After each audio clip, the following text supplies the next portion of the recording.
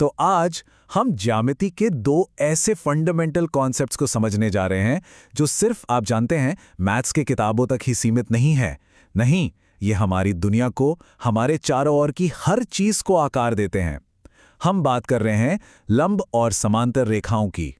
कह सकते हैं कि ये हमारे आसपास की दुनिया का छिपा हुआ ऑर्डर है। अच्छा, कभी ये ख्याल आया है कि एक दीवार, कोई भी दीवार, एकदम सीधी कैसे बन जाती है? मतलब जरा सी भी टेढ़ी नहीं होती।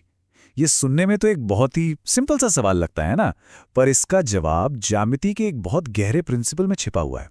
और नहीं, ये कोई जादू वादू नहीं है, ये है प्योर साइंस। तो चलिए पर्दा उठाते हैं इस राज से, जिसे राजगीर या जो मिस्त्री होते हैं वो सदियों से इस्तेमाल करते आ रहे हैं। तो इसका जो राज है ना, वो इन दो बहुत ही सिंपल से दिखने वाले टूल्स में छिपा है। पहला है साल, जो ग्रेविटी यानी गुरुत्वाकर्षण का इस्तेमाल करके एक परफेक्ट वर्टिकल मतलब एकदम सीधी खड़ी लाइन बनाता है। और दूसरा है सूत, या कह लें एक धागा, जो ईंटों की लेयर्स को, उनकी परतों को एक सीध में रखने के लिए एक हॉरिजॉन्टल यानी सीधी लेटी हुई रेखा खींचता है। तो सबसे जरूरी बात पता है क्या है? ये कोई मैजिक नहीं है।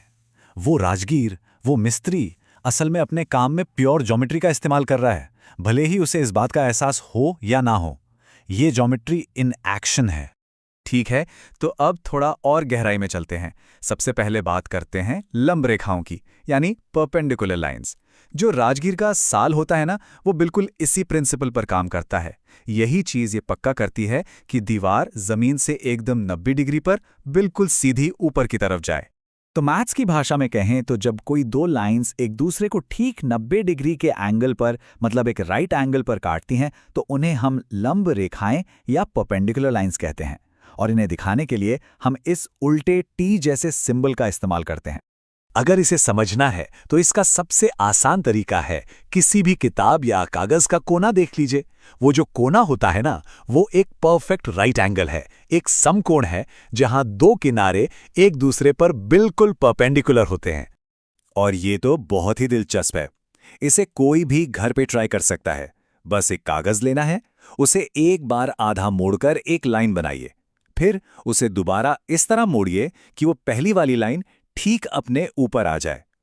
अब जब उसे खोलेंगे तो जो दो क्रीज, जो दो निशान बने दिखेंगे, वो ज्योमेट्री के हिसाब से एकदम परफेक्ट परपेंडिकुलर लाइंस होंगी। चलिए अब कहानी में आगे बढ़ते हैं और बात करते हैं समांतर रेखाओं की, यानी पैरेलल लाइंस। याद है वो राजगीर का सूत? वो इसी प्रिंसिपल का इस्तेमाल करता है।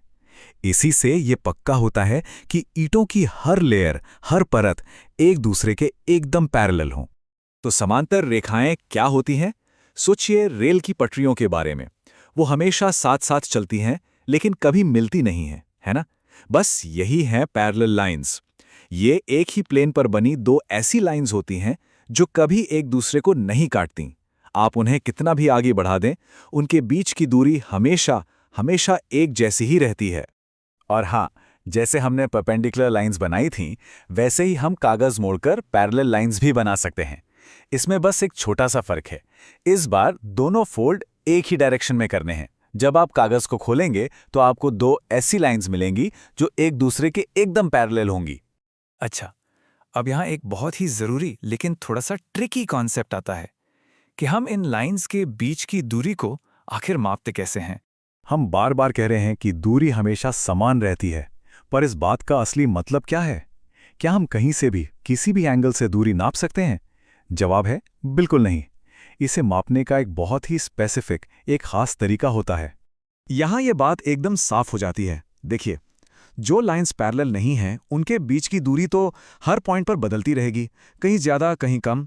लेकिन पैरेलल लाइंस के लिए सिर्फ और सिर्फ लंबवत दूरी, मतलब वो दूरी जो एक लाइन से दूसरी लाइन तक ठीक 90 डिग्री का एंगल बनाती है, सिर्फ वही दूरी हमेशा एक जैसी रहती है। और यही असली सीक्रेट है।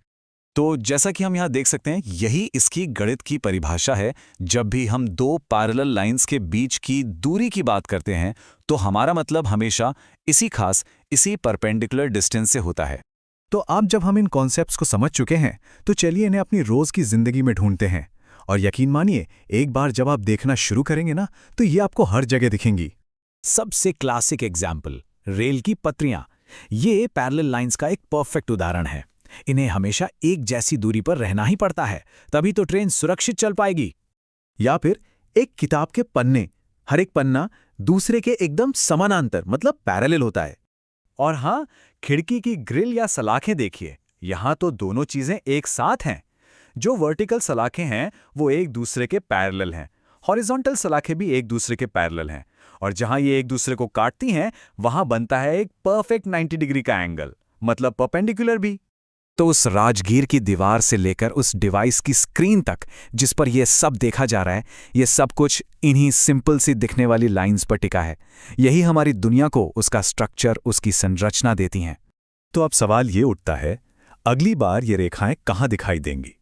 अब जब ये पता चल गया है कि क्या देखना है, तो दुनिया का ये छिपा हुआ ऑर्डर हर जगह अपने आप नजर आने लगेगा।